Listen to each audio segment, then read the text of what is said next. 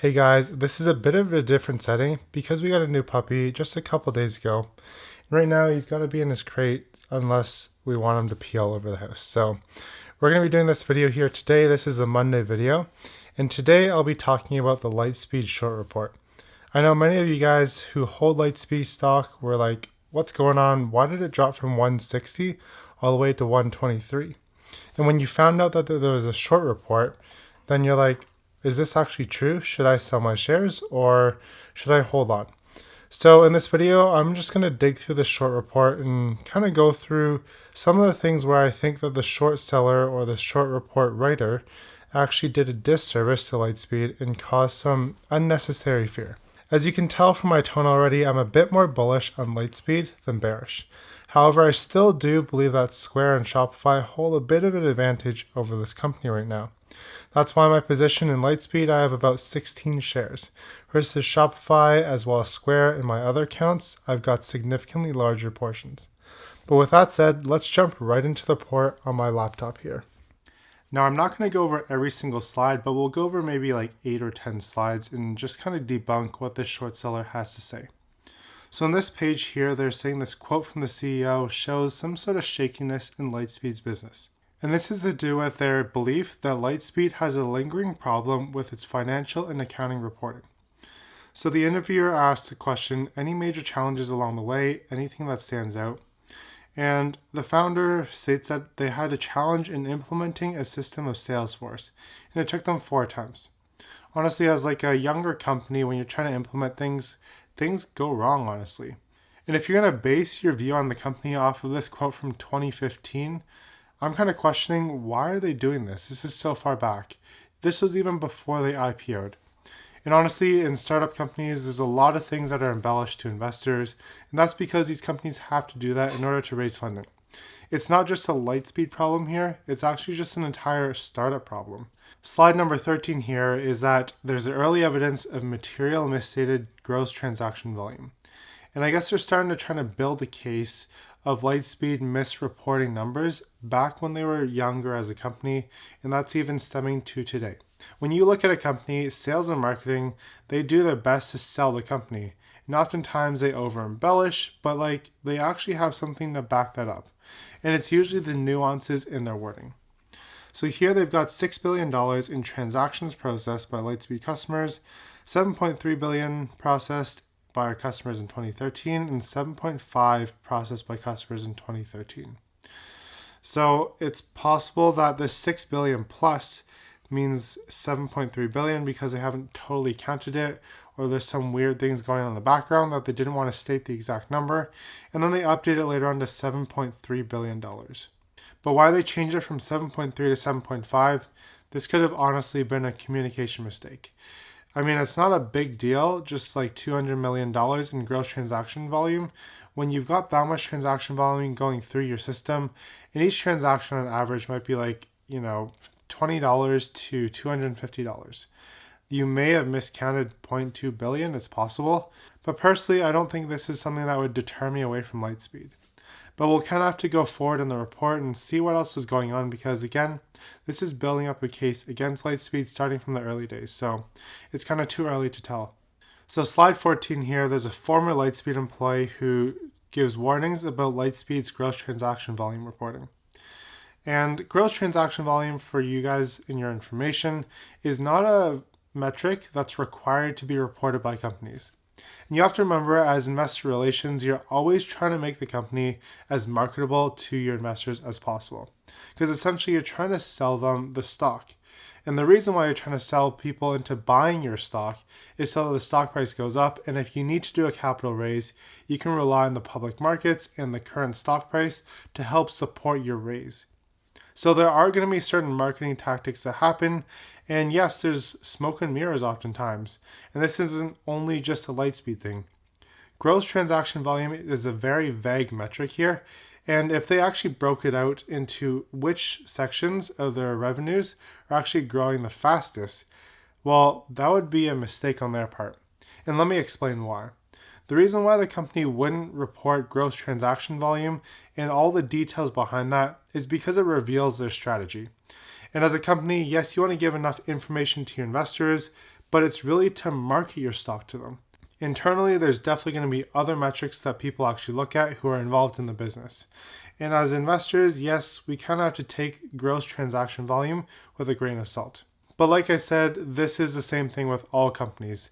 They don't reveal every single detail, and the whole purpose of that is not to give away their strategy to competitors. On slide 15 here, it's like we're going back to 2014 again, and they may not have all their ducks in a row. Marketing's still probably new to them right now, and they went from 200 to 150 to 250. I mean, if they had 275 resellers, all these numbers are technically accurate. But maybe the messaging they wanted to send was a little different at the time, or somebody made a mistake on the website. And these mistakes always happen, and maybe there are some internal communication issues with Lightspeed, but these were back in 2014. On slide 15, this is probably falsy accusation from Spruce Point Management. So in June 2015, they state they have $10 billion worth of transactions annually. And then on this YouTube video, they pulled this slide here showing $8 billion in transactions processed annually for 2015. Now, the thing I question here is, what does annually mean? I mean, annually could be the last 12 months, it could be this month times 4, or it could be this month plus all the other months in the next 12 months, what a projected annual volume is. So I think that it's possible that they're using two definitions, but using a vague wording. So it's not very specific here, and I think that this company here knows that, but they're trying to make us think about it. They also show that their customers are 24,000 in 2015, and then over here on November 2015, they state that they have 26,000 and growing, and then December 2015, they say they have 34,000 and growing. So I mean, the customers are growing from June to November to December, which makes sense to me. And with that, we can see the worth of transactions annually growing. And again, this is probably because they're taking the current month or the past quarter's numbers, multiplying them by 4, or projecting out into the future. So when you're going from June 2015 to June 2016, your estimates are going to be lower versus November 2015 to November 2016 because your business has grown since then. The same trick here on slide 17 could have been played, where in November 2018, they stated they had 15 billion plus in annual transactions processed. Now this could be 15 billion projected outwards to the next 12 months, because that's what they're trying to show where the business is going. They didn't state what annual means. So the fact that the company left it vague is kind of open up for interpretation, but you can't state that they're completely wrong, because if they said annual transactions processed in 2018, because then we could see some real comparison between the 2018 numbers on their website versus the 2018 numbers on their annual report. Now, if this $15 billion was stated explicitly as $15 billion processed in 2019, then we could say that this is a fair comparison. However, again, marketing likes to use vague jargon, and this is probably how they got away with it. Now, Spruce Point knows that people looking at this for face value won't think that deeply, and therefore they can trick investors to think that, oh, there's actually something wrong with this company. But in reality, if you don't ask the company what's going on here and just make these assumptions and not actually question the wording, then you can easily be tricked into believing a lie that Spruce Point Capital is trying to feed you here. On slide 18, now they're tackling Lightspeed's customers reported. So pre-IPO, they said they had 50,000 plus. And in the IPO prospectus, if you do the math, you get about 27,200 customers based on the $13 billion processed in gross transaction volume and $500,000 in gross transaction volume per customer. So yes, this looks a little bit fishy here, and again, maybe this is just them projecting out on the website versus here reporting the numbers for the previous year. And it's possible that they grew their customer basis by 50%, 100%. It's also possible that they're looking at customers on the website, meaning number of store locations, which we know that that's what they report right now. Versus on here on the IPO prospectus, they must have clarified what it means per customer. Again, on the website, everything is marketing there, and a lot of the words are probably just played around in order to make the company look better than they actually are. However, this isn't actually investor information and can't be taken at that sort of face value. All the true stuff have to come through their financial reports, their MD&A, as well as their annual reports. So they can't have any misleading information there. Otherwise, they are going to get fined. But if they have sort of misleading information on their website, that's actually not constituted as something that investors can use as information to sue the company if they misrepresent themselves. On this slide here, they kind of show a difference in offices around the world from March 1st to March 8th to September 11th. Maybe this page was actually old over here where they haven't updated for a while. And then all of a sudden they had 14 offices. They decided to update that on March 8th. I don't know when the previous update was prior to March 1st. And then if we look at September 11th, it looks like the number of offices around the world dropped. And it's possible they just decided to get out of a market somewhere in the world. They tested it out, realized it didn't work, and maybe it was just like a pop-up shop sort of market. So yeah, it's possible that they cut one office between March 8th and September 11th. Now, between March 1st and March 8th, again, I would question how long was 9 offices around the world on the website? It might have been further back and they just updated it, like I said before. On slide 22, it talks about their shrinking total addressable market. So in August 2019, in their investor presentation, it shows that they had a total addressable market of $113 billion. However, in 2021, they showed their current total addressable market as $16 billion. I think what we should note here, if we zoom into the fine print, this is showing that the 47 million retail and restaurants are defined as businesses employing 1 to 499 employees. However, if we go over here to 2021, we can see that this is based on the total market of approximately 6 million mid-market or complex small and medium businesses. So what this means, it's probably not just any business with an employee count of 1 to 499. They've narrowed that market down. And yes, of course, over here, maybe they were targeting a larger market. But as a company matures, they have to realize they've got to focus on one customer segment. So it's possible that they just narrowed down their total addressable market.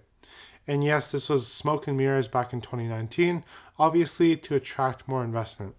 But then in 2021, they decided to shift their focus and actually show some more concrete numbers in what their total addressable market is, because now they have the investor base. Again, total addressable market is not a number that's required by securities commissions. So for them, changing what total addressable market is So for them, changing their TAM in 2019 So for them, changing the TAM definition in 2019 to 2021 is just a reflection of the business maturing and realizing what their actual total addressable market is. You can't make your decision off a total TAM of a company because that's usually heavily embellished. But if you start to see a company narrow it down, then it signs a maturity of that company actually realizing what is their actual total addressable market. On slide 25, it talks about multiple changes to ARPU. And we can see here that there's 3 definitions of ARPU stated. And the CEO did state that if you can get about $3,000 to $5,000 per account from your customers, then you should be able to hire and build a team and bootstrap your company to a point where investors will come to you. Now, Lightspeed's ARPU in 2021 was around $2,900. So they almost hit that $3,000 mark. However, it's possible the ARPU was higher in the past because they had a more concentrated number of customers. But with them growing their customer base very rapidly, their ARPU could possibly decline. And that's because they're onboarding so many new customers who have a low ARPU, but eventually those customers will move to a mid-level ARPU into a high-level ARPU down in the future. So you could take a short-term hit on your ARPU, but long-term wise, if you're keeping your customers, their ARPU should grow and therefore help your bottom line ARPU increase. Now, the way that they change your ARPU over time, I don't really fault them for that because the business does change. So sometimes you have to change the way that you look at your ARPU to paint your business in a different picture or possibly a better light. Now, ARPU is not a metric that's required to be stated by the securities exchanges. This is just a metric that the company uses to gauge their own businesses, and they tell it to investors. But again, this is not an official number, and you should take it with a grain of salt. And that's why they're able to change it. Now, the short report also states that they stopped disclosing the ARPU in 2021 Q2. And guess what? That's when COVID hit. And for that reason, they stopped disclosing the ARPU. And so did a lot of other companies. A lot of other companies even forewent guidance, just like Lightspeed did. And we'll see that in a slide later on. On slide 28, they say a remarkable revenue resilience during the worst of COVID-19. Here it shows that Lightspeed's revenues actually increase, while their organic revenues increase during the worst month of COVID-19.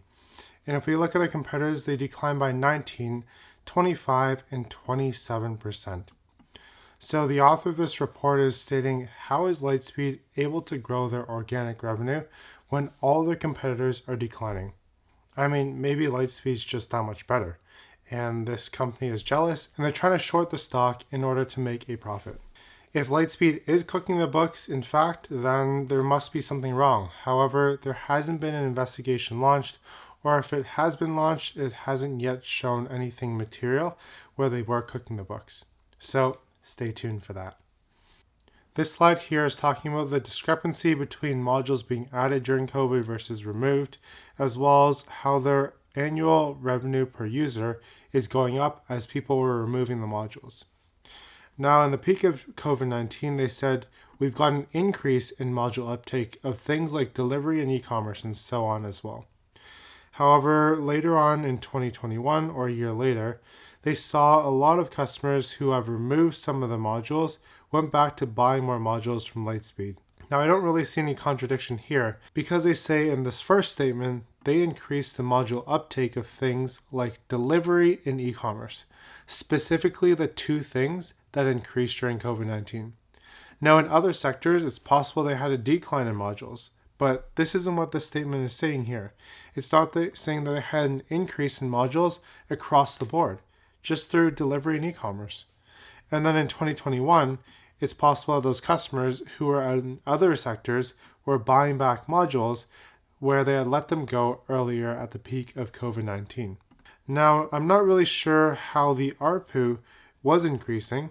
I mean, it's possible that the number of modules uptick in the e-commerce and delivery was able to offset those who got rid of their modules who didn't have e-commerce or delivery. This is a speculation on Spruce Capital's part, and I think they have to really dig a little bit further than this before they make a conclusion like what they're doing right here. This is all speculation, and if we look at the very top of this report, they state here Spruce Point Capital Management, and along with their members, partners, affiliates, employees, and/or consultants, along with their subscribers and clients, has a short position in all stocks and are long short combinations of puts and calls on the stock. So they're shorted on Lightspeed.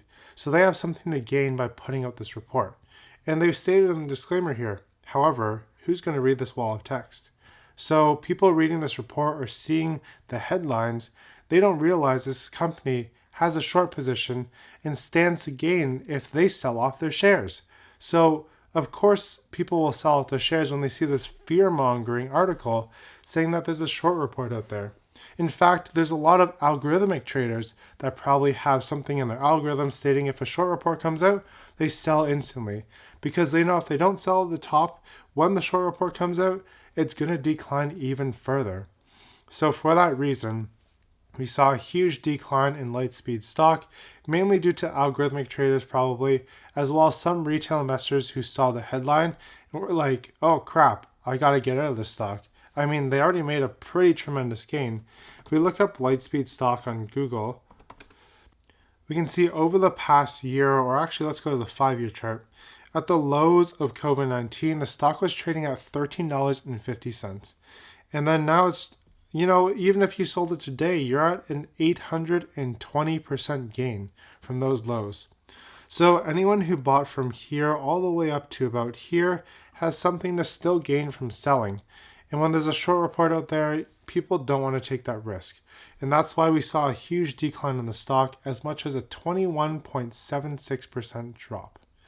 Now, for those of you guys who are long-term investors like I am right now, I'm not too worried about this because in 2016-2017, Shopify was attacked by Citron Research and they put out multiple short reports on Shopify.